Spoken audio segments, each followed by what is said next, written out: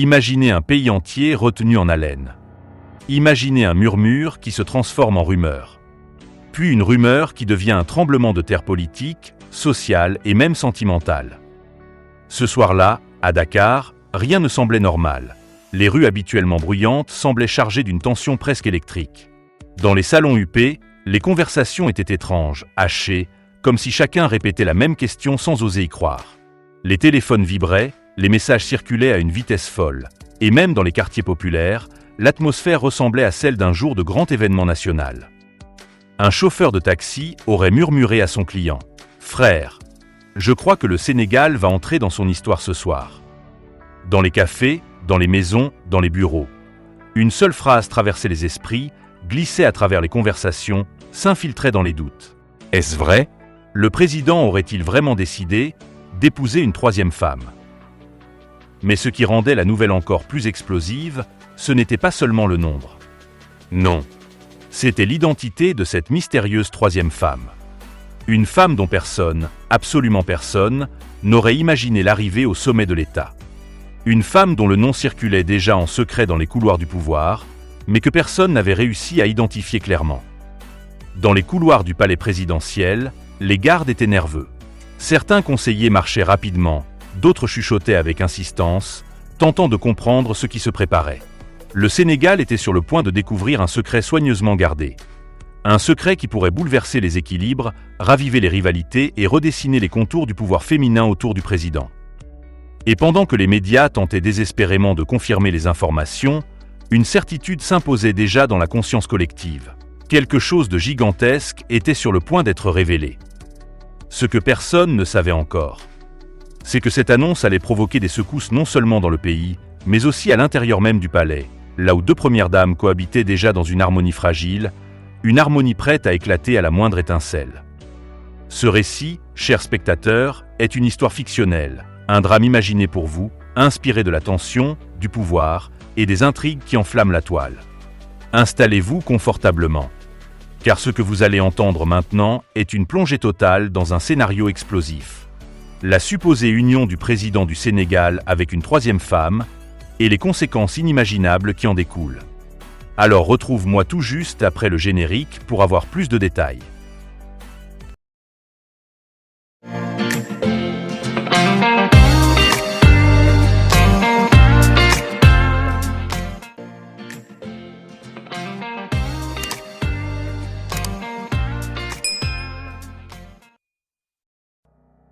Dans les semaines qui précédèrent l'annonce, le président semblait plus discret que d'habitude. Ses apparitions publiques se raréfièrent, ses discours se firent plus courts, et même ses déplacements officiels semblaient entourés d'un voile de mystère. Dans son entourage, certains affirmaient qu'il passait plus de temps en réunion privée qu'en séance publique. Ce comportement inhabituel avait éveillé les soupçons, mais personne ne s'attendait à ce qui allait suivre. Selon les rumeurs qui circulaient déjà dans les cercles politiques, tout aurait commencé lors d'un gala caritatif discret organisé à Saint-Louis. Là, le président aurait rencontré une femme au parcours exceptionnel, une entrepreneuse sénégalaise, réputée pour son intelligence aiguisée, sa maîtrise du débat et sa capacité à gérer des projets d'envergure internationale. Une femme à la fois douce et charismatique, qui n'avait jamais cherché la lumière, jusqu'à ce qu'elle croise celle du pouvoir. Le président aurait été impressionné par son éloquence, sa vision et sa foi inébranlable en l'avenir du continent.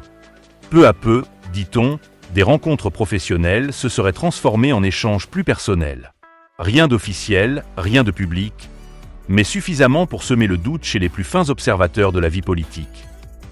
Pendant ce temps, au palais, les deux premières dames vivaient dans une routine paisible mais vigilante. Chacune tenait son rôle.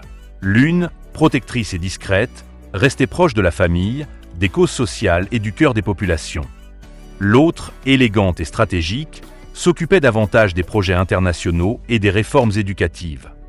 Elles coexistaient dans un équilibre complexe, chacune consciente de la place de l'autre, chacune respectant les limites implicites de cette architecture familiale singulière.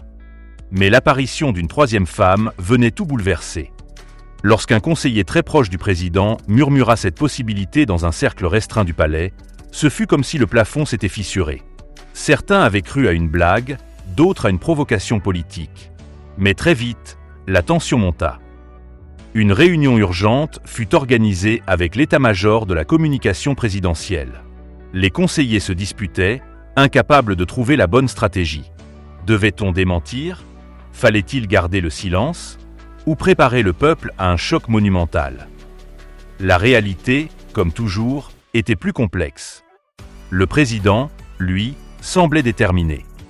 Selon plusieurs sources internes, fictives, il aurait expliqué que cette troisième union était motivée par des raisons à la fois personnelles et spirituelles, et qu'il ne souhaitait plus cacher cette relation qui durait déjà depuis des mois.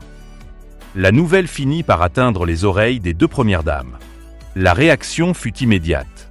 L'une, profondément blessée, aurait demandé des explications au chef de l'État. L'autre, plus stratégique, aurait choisi une approche diplomatique, consciente que toute réaction publique pouvait devenir une arme pour ses opposants. Les jours qui suivirent furent marqués par un silence glacial dans les couloirs du palais. Chacune vivait ce choc à sa manière. L'une dans la colère, l'autre dans la réflexion, le président dans une solitude inhabituelle, tiraillé entre son cœur, ses responsabilités et la tempête qu'il venait de déclencher. Puis arriva la date fatidique, le discours spécial depuis le palais. Jamais un président n'avait fait face à une telle pression émotionnelle et médiatique. Le Sénégal explosa. Les réseaux sociaux devinrent incontrôlables. Certains criaient au scandale, d'autres applaudissaient, d'autres encore cherchaient à connaître l'identité de la mystérieuse nouvelle épouse. Pendant ce temps, au palais, l'équilibre fragile entre les deux premières dames venait de voler en éclats. Des conversations privées, tendues, auraient eu lieu. Des positions fermes auraient été prises. Et dans les heures qui suivirent, les premières images de la nouvelle élue commencèrent à fuiter. Belle, ambitieuse, élégante, d'une classe rare. Une nouvelle ère s'ouvrait. Une ère où 3 femmes allaient désormais partager une place historique dans le pays. Une ère où le pouvoir allait devoir se réorganiser, se renégocier, se redéfinir. Une ère où tout pouvait arriver. Ce qui est certain, c'est que cette décision fictive du président changeait à jamais le destin du palais, et celui du Sénégal tout entier.